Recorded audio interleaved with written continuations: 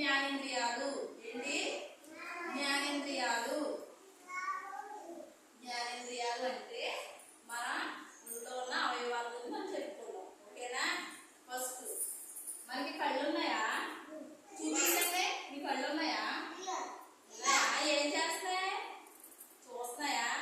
కళ్ళు మూసుకోండి ఒకసారి. ఇలాగా నా కళ్ళు మూసుకోండి. ఏం కనపడుతుందా? ఏం కనపడుతుంది?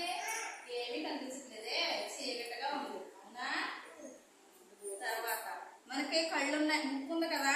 ముక్కుంది ఎవరు? చూపించండి. ఉందా? మన ముక్కు ద్వారా ఏం చేస్తాం? గాలిని పీల్చుకుంటాం. ఇలా ముక్కు పూసుకోండి ఒకసారి. ఇలా పూసుకోండి. పట్టుకోమ్మా, నువ్వు కూడా పట్టుకో.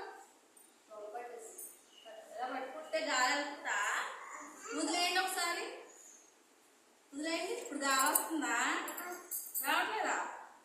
వస్తుంది. ముక్కు మూసుకుంటే మనకి గాలి రాదు. ముక్కు మామూలు మనం వదిలేసుకుంటే గాలి.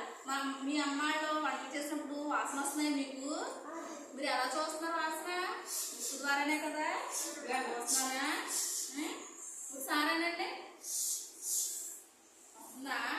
స్మెల్ వస్తుందా? తర్వాత చెవులు, మన చెవులు చూపించండి. చెవులు. మన చెవుల ద్వారా ఏం చేస్తాం? మన చెవుల ద్వారా ఏం చేస్తాం? వింటాం.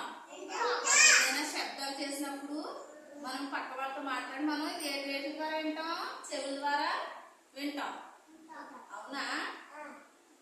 నాలుగేది నాలుగుందా?